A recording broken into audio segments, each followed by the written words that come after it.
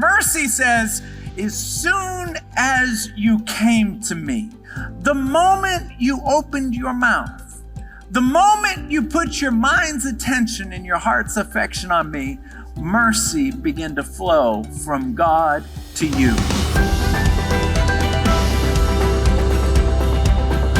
The title of the message is, That's What Happens When You Pray. That's what happens when you pray. I've got 4 major points. I'm going to slip in some sub-points in there, but my 4 major points are this. When you pray, you receive grace and mercy. That's point number 1. Point number 2, when you pray, God begins to protect you at a level that people who don't pray do not experience. When you pray, you receive grace and mercy. You receive protection. It's number 2. Number 3 is you begin to experience a sense of intimacy with the Creator of the world. Now, this is new. This is new for me over the past maybe 3 years. I begin to understand that there is no end to God. Wrap your head around this. The furthest star, as far as it is, every single galaxy. I read that there's over 100 million counted galaxies. Forget the ones that we haven't counted. All of those galaxies are not outside of God. If I'm God, it's not like there's a galaxy over there like those drums. Everything that exists, Colossians chapter 1, verse 17, He was before all things, and all things are held together within him. There is no end to God. And this being sits down and has intimacy, a personal relationship with you. That's point number 3. Point number 4 is when you pray, you experience a supernatural power that moves through your life. So I'm going to unpack all of those, and we'll start off obviously with number 1. When you pray, you experience grace and mercy. Where is that coming from? Hebrews chapter 4, verse 16, it says this, come boldly. A lot of people pray and they got their head down and they're in shame. That's not what the Bible wants you to do. He wants you to come boldly before the throne of grace. And the Bible says this, so that you may receive grace and mercy during your time of need. Now, what's the difference between mercy and grace? Mercy says, as soon as you came to me, the moment you opened your mouth, the moment you put your mind's attention and your heart's affection on me, mercy began to flow from God to you. Everybody we know. When we make a mistake, we say something we shouldn't say, we worry that they are going to make us pay. You know, like stop talking to us for like 17 days. Or they're going to make us pay. God does not do that. It's not like human beings that says, you've done the same thing 24 times. How many times are you going to say, I'm sorry, before you stop? That's not how God thinks. He does not think like that. Please hear that. He does not think like that.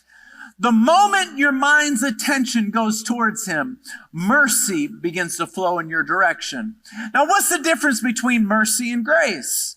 For all of us, it says, God, I don't want to do that anymore.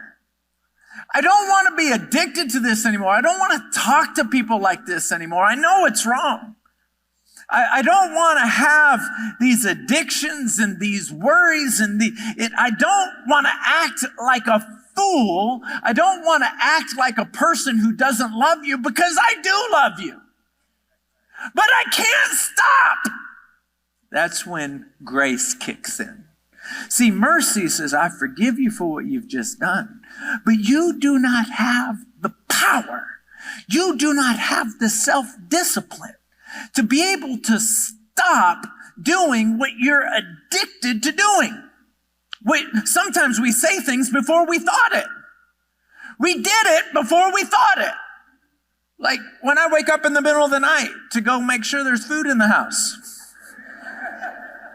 I honestly walk to the cupboard with my eyes half closed.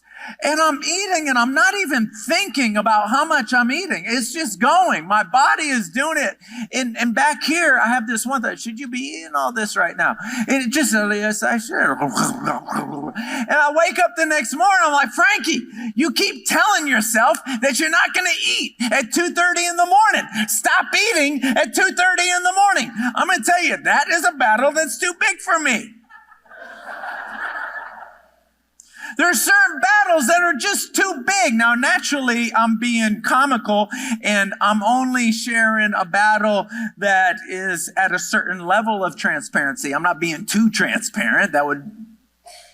That's too much. We don't know each other like that. But let me tell you this. My wife said, Frankie, I know God loves you, but I feel like he forgives you a lot.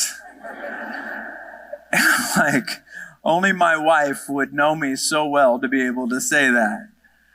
Only grace can help us have the strength to stop. I don't talk about this a lot, but many of you guys know this. Our service is broadcast on TBN from Florida to Seattle, from coast to coast. We got a letter the other day from an inmate in a prison on the West Coast. And he said this, I was watching the program, and all of a sudden I felt my life change. I could feel God touching me, and I knew my life had changed right there at that moment. He says, I am doing more for God in prison than I ever did outside of prison. He didn't even think about God. Now he's touching people and lives are changing left and right. He's got a Bible study inside of the prison. And you say to yourself, how can a guy be in prison for so long? He went into a couple references. He didn't get specific on why he was there. But how can a person who is in prison for so long, who clearly did something very bad, receive mercy and then receive grace to be used? How does that happen? Because you receive grace and mercy every single time you pray. That's what happens when you pray. Grace, mercy, every time. Number 2. What's number 2? Protection. There's a verse in the Bible. It says this, Psalms 34, verse 7. It says that the angel of the Lord surrounds those who fear them and delivers them. An angel of the Lord. Many years ago, I think I was 21, 22 years old. I was at a friend's house, and he was I don't know, he was wealthy. He was far wealthier than me, which isn't saying much. My wife and I could vacuum our whole house without pulling the plug out of the wall. And so everybody was wealthy to us. But anyway, we were at his house, and he was extremely down. He was emotional. And I made the mistake of saying, "Are you okay?" And I say the mistake because I didn't know how to respond to what he said. He said, "I've been working for Enron for 30 years. Now, Enron is one of the biggest companies in our country that is, how do I say it? It's an energy producing company. Is that what they were? They were so big that it was where the Astros played, the Houston Astros played in the Enron Stadium. And I'm talking to my friend, and he goes, Enron just shut down. They found out that all of their numbers were fabricated. All of their numbers, all their stock numbers, all their income numbers, all their expense numbers, it was all fabricated. So this big, massive international company shuts down. So he goes from making a lot of money, he's been there for 30 years, to no money. Worse than that, all of his retirement was tied up in the stocks of Enron. And so he has no retirement. He's got no income.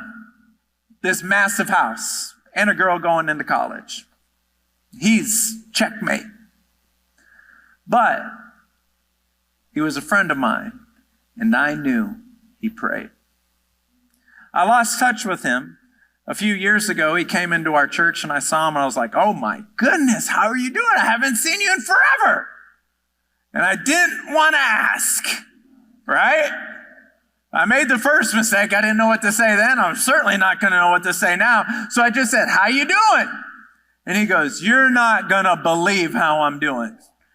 He goes, I am doing better now financially than I was then, and my retirement is sealed like a Ziploc bag. How does that happen? This is what happens when you pray. He protects you. He puts a wall of fire around you. He leads you. When there's a fork in the road, he leads you. He leads you. He protects you. How many people in this room have been through a divorce, a major separation, or lose your job, and in the moment you thought it was all done? I'm not going to get through this. I'm not going to get through this. Now look at you, girlfriend. You're doing better now than you did then. For the husbands, now look at you, dude. My girlfriend, I got to tell you that. My girlfriend's on the front row. I love my wife so much. He protects you. This is what happens when you pray. Not when you think about praying. Not when you walk around saying, I know I should pray. You know what happens when you think about prayer, but you don't pray? Gots. That's what happens. That's Italian for nada, nothing, zilch. You're just like everybody else, scraping and clawing, hoping and wishing. Getting bitter at the same time, angry at people who cannot change anything, but you got to blame someone. Nothing happens. But this is what happens when people pray. You are protected. You receive grace. You receive mercy. This is what happens when you pray. Now let me talk about, I got 4 points, but the third point is my favorite by far. In Revelation chapter 3, verse 20, it says this, behold, I stand at the door and knock. If anyone hears my voice and opens the door, I will come into him and dine with him. I love that verse. The reason why I love that verse is not only is he knocking, but clearly he's shouting. Because he says, I stand at the door and knock if anyone hears my voice. Now, I got locked out of my house a couple nights ago. It's a long story. I don't have time to get into it.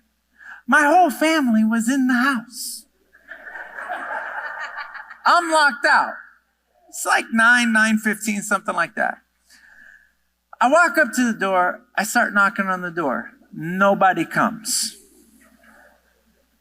Now I'm going to get Revelation chapter 2 on them. Open the door! I'm yelling louder than I'm knocking.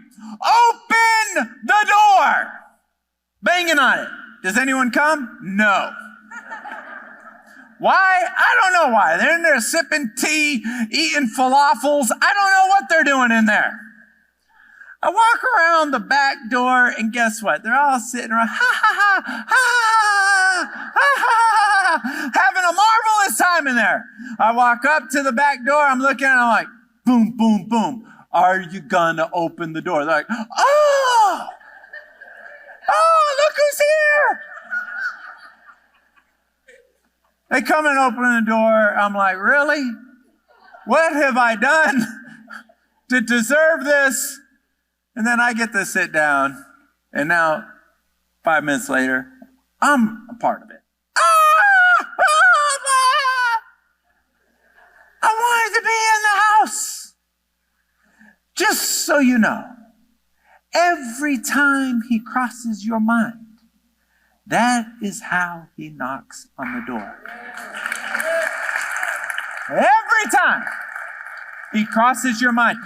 You and I are we're made from dirt. We're dirt covered by skin. We're dirt bags.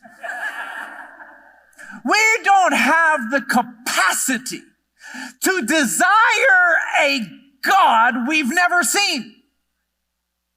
We don't have that capacity. And so God has to come to us. When you think about him, that is him coming to you. And after you think about him, if you shut it down and he just crosses your mind and you go out throughout your day, you're not opening the door. He came to you. He knocked on the door. Now this is how you open the door. God, I love you too. I love you too. He came to your mind because he loves you. And you say back, I love you too. The moment you do that, the door is wide open. Now the conversation, now the relationship is engaged.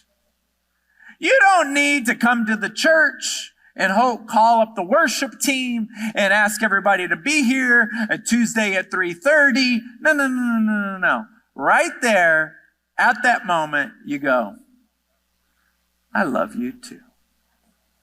The door is open. Come on.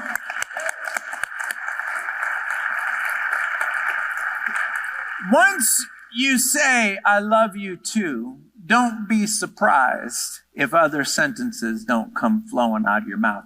It's like a string in your mouth. You pull it out a little bit and then it's just, I'm sure there's a better illustration than that, but it's what I got. After you open up the door several times, something fascinating happens. All of a sudden, after a period of time, when he crosses your mind, the closeness of knowing that he's there becomes more and more real. See, initially, you say, and I love you too. But he's still a distant being. But if you continue to not shut down the thought, you just say, I love you too. What ends up happening is that all of a sudden the relationship becomes more and more personal and you become, this is the catcher, you become aware of the presence of God around you. It's so amazing when this begins to happen. Because as an example, your relationship might unfold and grow in a different way. But just now I looked out the window and I looked at those trees and I'm like, those trees are reaching up towards you. You picked out the color of green of every single one of those trees. I feel wind and I'm like, how did you do that? Because even the smartest person in the world doesn't know how the wind is going to go. It could come west, it could come east, it can go south. It just, when some of you have hair and it just blows in the wind. For me, for you, it's like, woo. This is God. And you become more and more aware. At this stage of my life, whenever I am a little bit stressed, which I'm half Italian, half Brazilian, so a little bit happens a lot. So I can close my eyes, and if I just give myself about 10 seconds, I can visualize them to the best of my ability. I can visualize, and I know I'm in his presence. And so long as I keep that moment, everything's okay. Then when I open up my eyes, I feel like I'm 10 feet tall. And I've got muscles on my teeth and lightning in my veins. And it just took 10 seconds to visualize him and become aware of his presence. And what's exciting to me is God is the only person, the only being in the world that once you've found him, you continue to look for him. You just want more, and you want to get closer. You want more, and you want to get closer. Help me out. Encourage me. Last and final point. Supernatural power begins to move in your life. There are certain problems that you have. Now, I'm not preaching at you. I can easily say we have, but just give me some margin here. There are certain problems that you have that you're never going to get rid of. They're there forever. I'm not trying to do shock value. I'm making a point. Just wait on me. Sometimes I'm talking with somebody and they tell me a problem and I think to myself, you're going to have that for the rest of your life. I was talking to somebody on the phone and it was like 8 o'clock and the conversation kept going and going. So I pulled off into like a Walmart because I know God's in Walmart. So I pulled off into a parking lot and he pulls off in a parking lot. We both pull off in a parking lot to talk to each other. And he's telling me how horrible his marriage is. And I said to him after about 15 minutes, and I've talked to him like 1,700 times about this. And I finally said, let me just name him John. John, this is what I want you to do. I want you to grab the lever on your seat in your car, and I want you to pull it backward and just lay down. Did you do it? He's like, yeah, I did. And I want you to tell yourself, this is my life, and it's never going to change. And he's like, Pastor? I said, just remember I'm saying that. This is my life, and it's never going to change. Obviously, he didn't like that at all. And the reason why he didn't like it and the reason why you guys don't like hearing it is there's something in your spirit that goes, no! That's not true! It's not true! And you're right, it's not true. So long as you're praying. The Bible says this in Ezekiel 36:26. It says, not by might nor by strength, not by your intellect, not by your charisma, not by your strategy, not by your money, not by your know-how, not by this. Some of you have a really high EQ. You can kind of feel the room. Not by your EQ. Nothing you have, nothing you bring to the table is going to change it. It says, not by might nor by strength, but by my power, says the Lord. This is what happens when you pray. This is what happens when you pray. Sometimes somebody will want to pray, but they will feel like there's a lock on their jaw and they just can't get it open. So they think about, I should pray. I need to pray. I know he will help me if I pray, but they can't get their mouth open. And you have to ask the question, why is that? Why is that? I'm going to tell you that all of hell has barbed wire wrapped around your lips. You just can't get it open. Have you ever been in a dream? It's amazing how many people have been in this situation where you're laying in the bed and all of a sudden you wake up and you feel frozen and you feel like there's an evil spirit in your room and you can't move and you're scared. Raise your hand if that's ever happened to you, as high as you can. As high as you can. You're encouraging all of us. As high as you can, elbow straight. Come on, wave it around. Now everybody look around. It's about half the room. And you sit there, and for those of you that haven't raised your hand, you're like, thank God it was y'all and not me. But when you're in that state, you know in your spirit and your mind, if I could just get Jesus out of my mouth, Jesus, and then bang! It's like, are you with me? Did that happen to you? Jesus!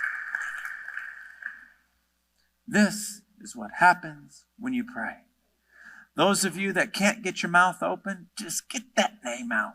Get that name out. Those barbed wires will fall to the ground like puppy fuzz. I'm not even sure what puppy fuzz is, but you got my point. This is what happens when you pray. Do you receive that today? Come on. Come on. But there are people here that need to be healed. Healed of cancer, deaf ears, blind eyes. We've seen it all. Whatever it is, I want your faith to start rising while you're watching the video.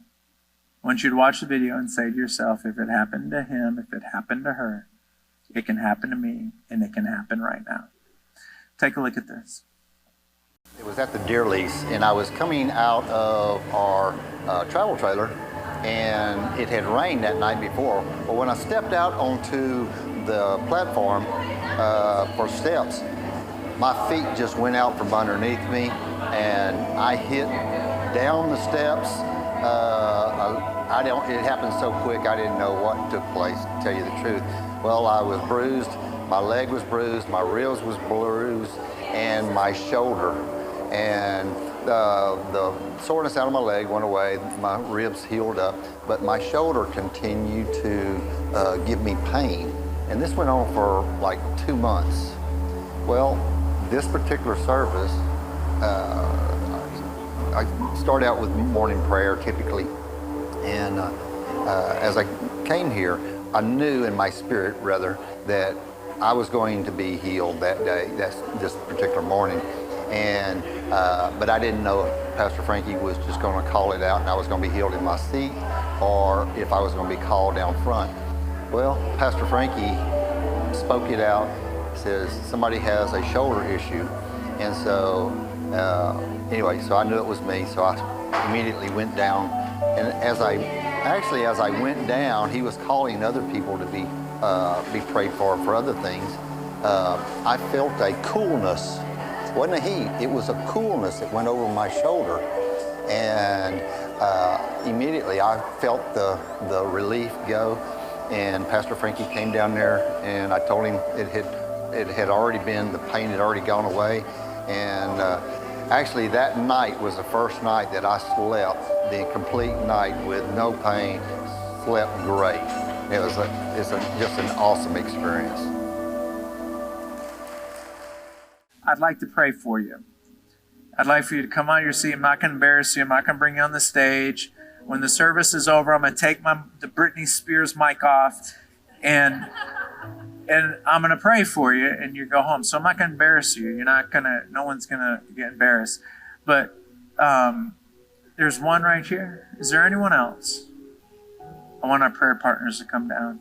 I'm going to pray for the other people. So far, 1, 2, 100% healed. I haven't laid hands on anyone yet. 1, 2.